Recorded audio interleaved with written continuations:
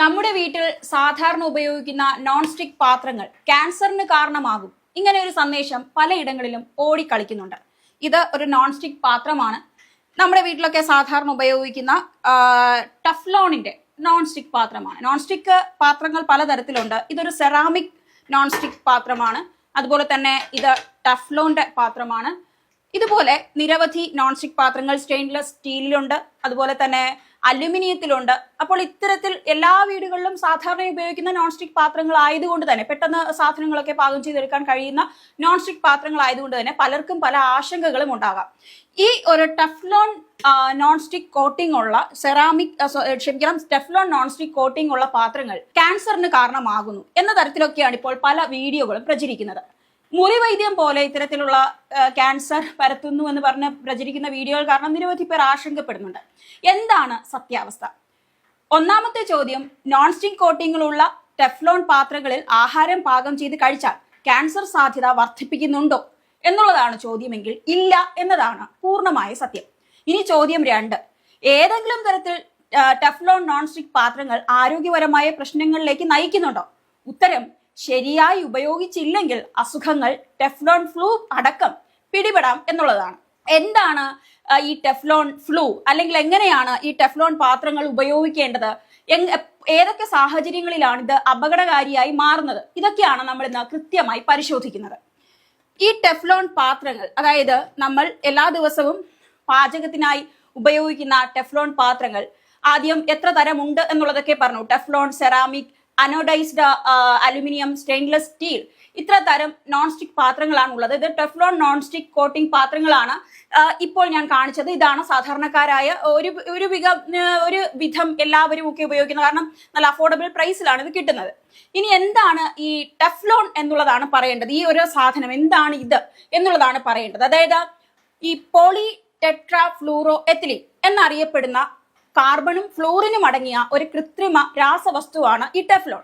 ഇതൊരു non reactive അല്ലെങ്കിൽ non stick അല്ലെങ്കിൽ ഘർഷണരഹിതമായ ഒരു ഉപരിതലം, അതൊരു സർഫേസ്, നോൺ സ്റ്റിക് ആയിട്ടുള്ള ഒരു സർഫേസ് ലഭിക്കുന്ന ഒരു പദാർത്ഥമായി മാറുന്നു. അതുകൊണ്ടാണ് ഇത് ആളുകൾക്ക് സൗകര്യപ്രദമായി പാചകം ചെയ്യാനൊക്കെ നമുക്ക് കഴിയുന്നത്.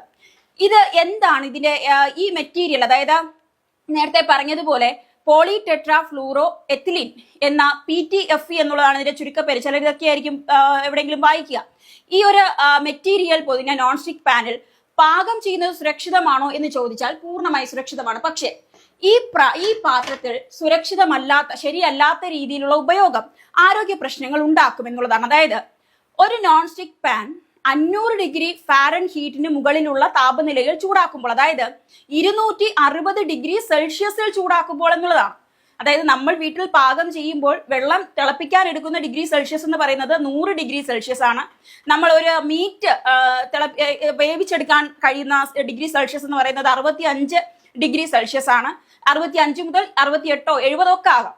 അതായത് ഒരിക്കലും 260 ഡിഗ്രി സെൽഷ്യസിൽ നമ്മുടെ വീട്ടിലുള്ള സാധനങ്ങൾ നമ്മൾ ചൂടാക്കുന്നില്ല, അല്ലെങ്കിൽ പാകം ചെയ്ത് കഴിക്കാൻ അത്രയും ചൂട് വേണ്ട എന്നുള്ളതാണ് ഒന്നാമത്തെ കാര്യം. അതുകൊണ്ട് തന്നെ നോൺ സ്റ്റിക്കി ആയിട്ടുള്ള ഇതുപോലുള്ള ടെഫ്ലോൺ പാത്രങ്ങൾ എപ്പോഴാണ് അപകടകാരികളായി മാറുന്നു എന്ന് ചോദിച്ചാൽ 260 ഡിഗ്രി സെൽഷ്യസും 500 ഫാരൻഹീറ്റും വരുമ്പോൾ മാത്രമാണ് ഇത് അപകടകാരികളായി മാറുന്നത്. അതുകൊണ്ട് പാചകം ചെയ്ത് ഭക്ഷിക്കുന്നു എന്ന് കരുതി ഇതൊരിക്കലും ഒരു നോൺ സ്റ്റിക്കി ആയിട്ടുള്ള ടെഫ്ലോൺ പാത്രങ്ങൾ അപകടകാരികളായി മാറുന്നില്ല. ഒരിക്കലും ഭക്ഷണത്തിലൂടെ ക്യാൻസർ നമുക്ക് വരുന്നുമില്ല. അത് വളരെ തെറ്റായ ഒരു കാര്യമാണ് പ്രചരിക്കുന്നത് എന്നുള്ളതാണ്. ഇനി എപ്പോഴാണ് ഇത് അറിയാതെയെങ്കിലും ഗുരുതരമായ ആരോഗ്യ പ്രശ്നങ്ങൾക്ക് കാരണമാകുന്നത്? അതായത് ഇത് അനാവശ്യമായി നമ്മൾ ഇത്തരത്തിലുള്ള പാത്രങ്ങൾ ഒരിക്കലും പ്രീ ഹീറ്റ് ചെയ്യാൻ പാടില്ല. അതായത് അടുക്കളയിൽ നമ്മൾ എന്തെങ്കിലും ഒരു എണ്ണ ചൂടാക്കുന്നതിന് മുൻപ് ചട്ടി വെറുതെ ചൂടാക്കുന്ന ഒരു സ്വഭാവം മലയാളികളെ നമുക്ക് പണ്ടേ ഉണ്ട്.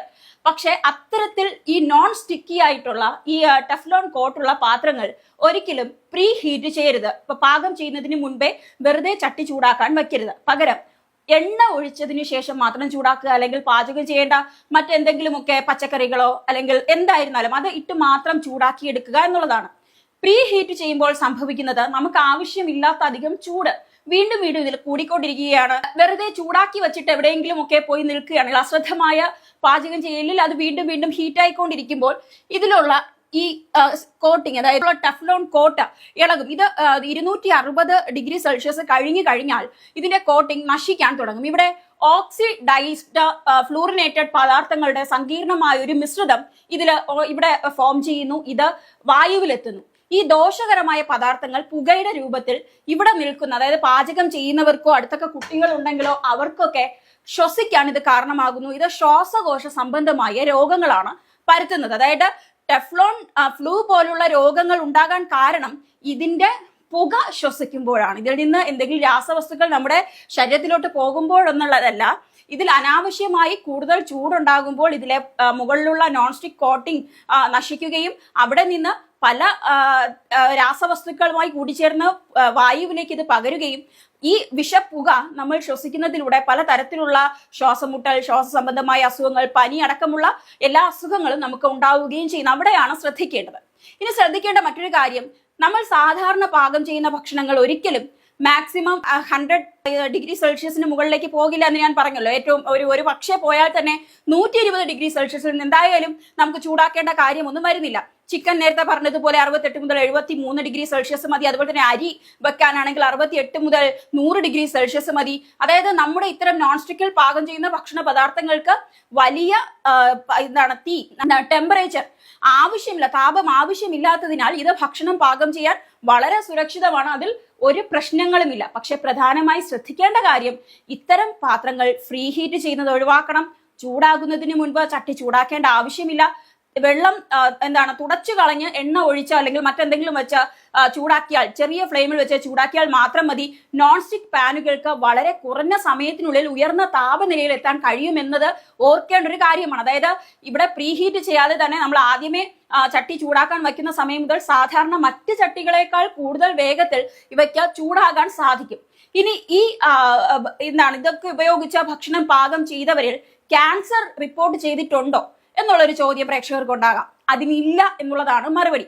ഇതുവരെ അത്തരത്തിൽ ഒരാൾക്കും ക്യാൻസർ ഇത്തരത്തിലുള്ള യൂട്ടിൻസിൽസ് ഉപയോഗിച്ച് ഭക്ഷണം പാകം ചെയ്തവരിൽ ക്യാൻസർ റിപ്പോർട്ട് ചെയ്തിട്ടില്ല. പക്ഷേ ഈ പാത്രം ഉപയോഗിച്ച് ഇതുപയോഗിച്ച പാകം ചെയ്തവരിൽ ശരിയായ താപനിലയിൽ ഭക്ഷണം പാകം ചെയ്യാത്തതിനാൽ അസുഖം ഉണ്ടായിട്ടുണ്ടോ എന്ന് ചോദിച്ചാൽ ഉണ്ട് എന്ന് തന്നെയാണ് അതിന് ശരിയായ ഉത്തരം. അതായത് നോൺ സ്റ്റിക് പാനിലെ ശരിയല്ലാത്ത രീതിയിൽ പാചകം ചെയ്തത് ടെഫ്ലോൺ ഫ്ലൂ എന്ന രോഗത്തിന് കാരണമാകും. ഇത് നിരവധി അമേരിക്കക്കാരെ ഈ രോഗം ബാധിച്ചതായുള്ള റിപ്പോർട്ടുകളുണ്ട്.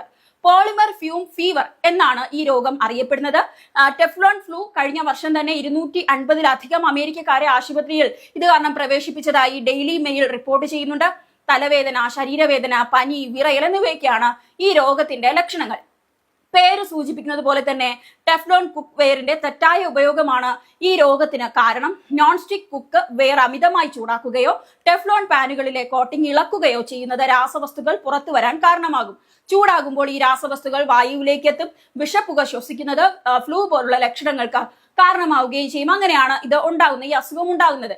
ഈ രാസവസ്തുക്കൾ ഉപയോഗിച്ച് നിർമ്മിച്ച നോൺ സ്റ്റിക് കോട്ടിംഗ് ശരീരത്തിനുള്ളിലെത്താം. പനി പോലുള്ള ലക്ഷണങ്ങൾ കാരണമാകുന്ന ശ്വാസകോശത്തിലെ രാസവസ്തുക്കളുടെ സമ്പർക്കം കാരണമാകാം ടെഫ്ലോൺ ഫ്ലൂ സംഭവിക്കുന്നു എന്നുള്ളതാണ് ഗവേഷകർ കരുതുന്നത്.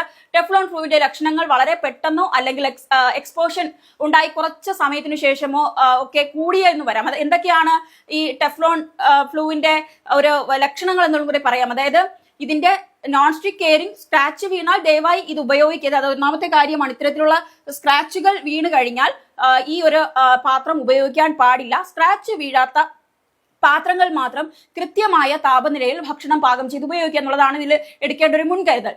ഇത് സേഫ് ആണ്. ഒരു ക്യാൻസറിനും ഈ ഇത്തരത്തിലുള്ള പാത്രങ്ങൾ കാരണമാകുന്നു എന്നുള്ളതിന് ഒരു തെളിവുമില്ല. അതാണ് പറയേണ്ടത്. പക്ഷേ ഈ ടെഫ്ലോൺ ടെഫ്ലോൺ പാത്രങ്ങൾ അമിതമായി ചൂടായാൽ അതിൽ നിന്നും വരുന്ന വിഷപ്പുക ടെഫ്ലോൺ ഫ്ലൂ ഉണ്ടാകാൻ കാരണമാകുന്നു എന്ന് പറഞ്ഞല്ലോ. ഇതിൽ നിന്ന് മാത്രമല്ല, ചൂടാക്കിയ ലോഹങ്ങളിൽ നിന്ന് പ്ലാസ്റ്റിക് ഉൽപ്പന്നങ്ങൾ കത്തുന്നപ്പോൾ പുറന്തള്ളുന്ന പുക പനി പോലുള്ള രോഗങ്ങൾക്കൊക്കെ കാരണമാകും. ജോലി സ്ഥലത്ത് മെറ്റൽ വെൽഡ് ചെയ്യുന്ന ആളുകൾക്ക് ഇതുപോലുള്ള പനി വരാനുള്ള സാധ്യത കൂടുതലാണ്.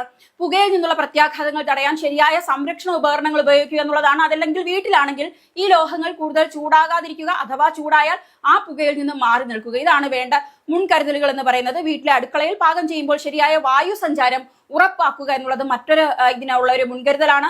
പാത്രങ്ങൾ അമിതമായി ചൂടാക്കുന്നത് ഒഴിവാക്കുക തുടങ്ങിയ മുൻകരുതലുകൾ നമ്മൾ സ്വീകരിക്കണം. ഇനി പാകം ചെയ്തതിനു ശേഷം വ്യക്തികൾക്ക് പെട്ടെന്ന് പനി പോലുള്ള ലക്ഷണങ്ങൾ ഉണ്ടായാൽ, കുട്ടികൾക്ക് എന്തെങ്കിലും ഉണ്ടായാൽ ഡോക്ടറിനെ സമീപിക്കണം.